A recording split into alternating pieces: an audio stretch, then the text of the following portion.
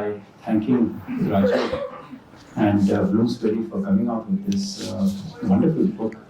It's a collection of 100 essays, and it's definitely worth a read. I mean, you can't just sit down and read it like any other novel. It's heavy in that sense, but definitely worth a read. I haven't read all of them, let me tell you, but there are many of them which discuss the Constitution and constitutionalism and certain principles of the Constitution, and that is what is really of interest as far as I'm concerned.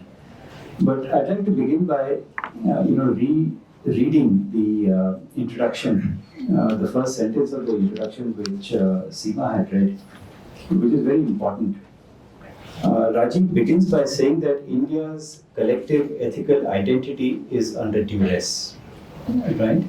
So this really is the background of the book, but Rajiv begins with the making of the Constitution, the hope and the vision that the Constituent Assembly had when they came out with the Constitution after deliberations of more than a year and a half.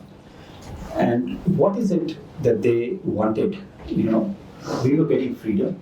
Of course, they wanted freedom. We were getting freedom. We had got freedom actually in 47. But what is it that they were looking for?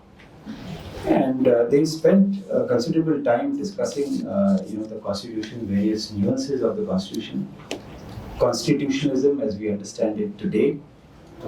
And I would like to, read a small passage from the final speech that was given by Dr. Rajendra Prasad on 26 November 1949, which I think gives out the hope that he and the entire Constituent Assembly had.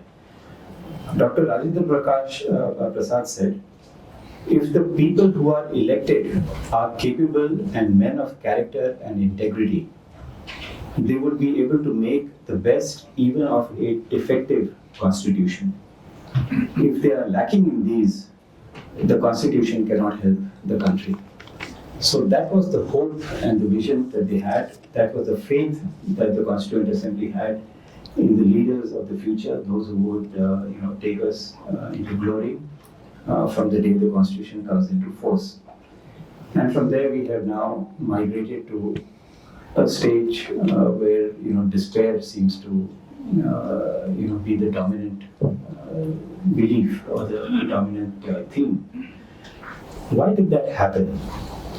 The Constitution actually has something which in the legal parlance we refer to as silences of the Constitution.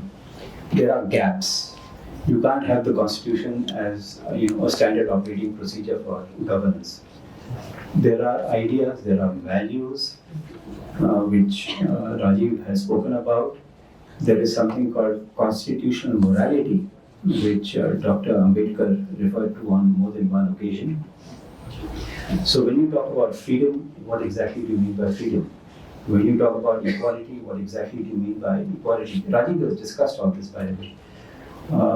When you talk about fraternity, what do you mean by fraternity? What do you mean by liberty? Now, if you look at it from that point of view, the Constitution itself, was a charter which was, I think, far ahead of its time. Liberty, equality, and fraternity were there, of course, from the French Revolution. Justice was added, social, economic, political. And we are still struggling with issues of social justice, some of which have been pointed out by Rajiv.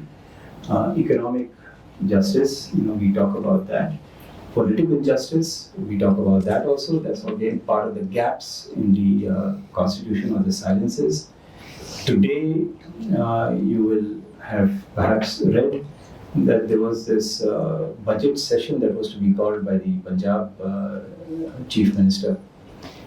And the governor just wouldn't call the session.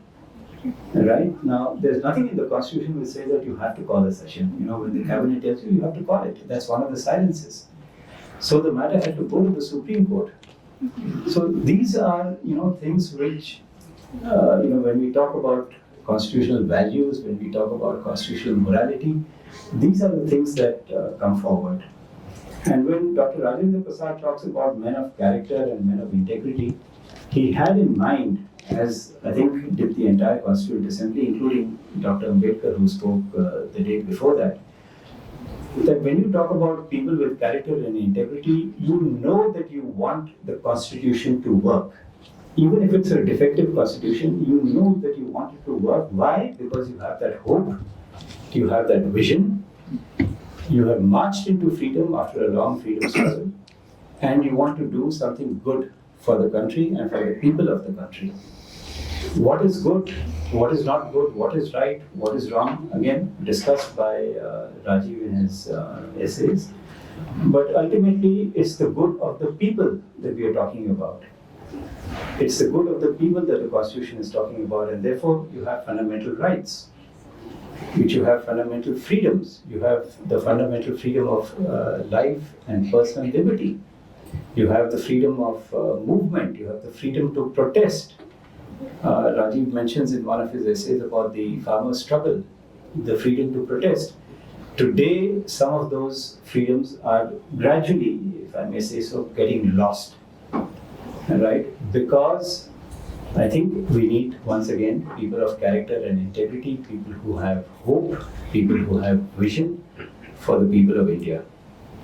This is, I think, what the dominant theme was when the Constitution was enacted and brought into force. Now, apart from that, you have a large number of issues. It's not only Constitution and constitutionalism that Rajiv has discussed. He's written about many other issues as well. But a few things that I think we need to look at. The role of the governor, of course. We've had problems with the governors in different parts of the country, sitting on bills that have been passed by the legislature. Why should that happen? Not calling a session of the legislature. Why should that happen? Try and imagine, if the President of India does that. Okay, the Prime Minister says that let's have a budget session. And the President says, well, sorry, I'm not going to call a session of Parliament. You do whatever you like. What happens? That's where the problem arises, and that's where you have the silences, some of which have been pointed out by Rajiv. You have issues about the Speaker of Assembly, right? Anti-defection law. How do you implement the anti-defection law? Again, cases have been sent to the Supreme Court.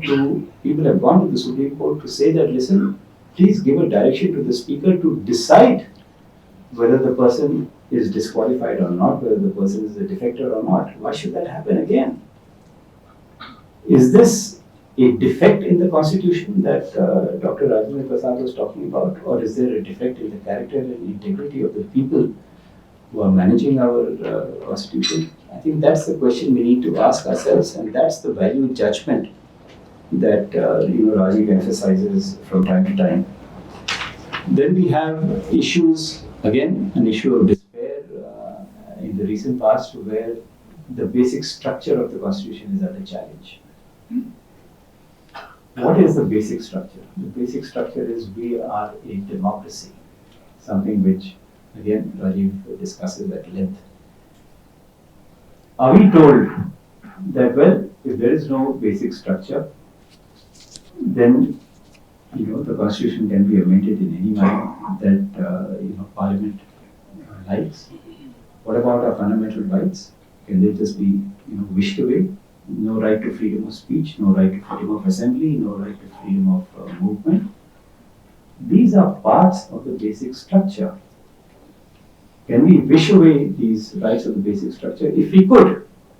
Fortunately, the judgment came in 73, and in 75, what happened.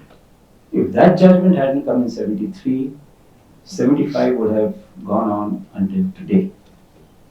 So again, silences of the Constitution and value judgments and constitutional morality.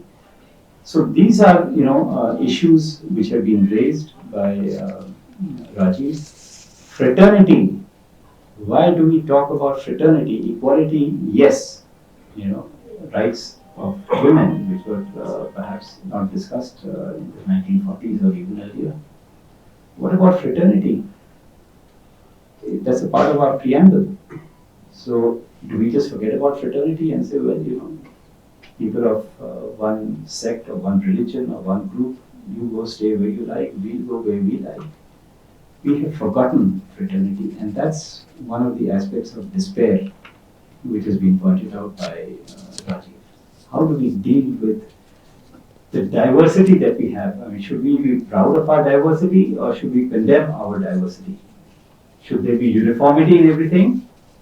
Or do we say that yes, we are a diverse nation, a great nation, and let's rejoice in our diversity?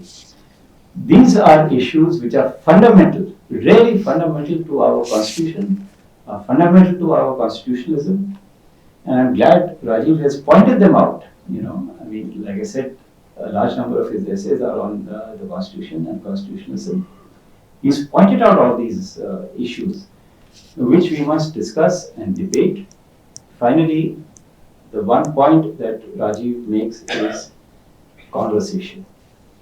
There must be conversation. We can't say that, I'm imperium in imperio, what I say is right, no discussion, no dissent, no conversation.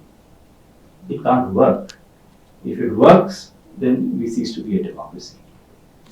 So thank you, Rajiv. It was wonderful.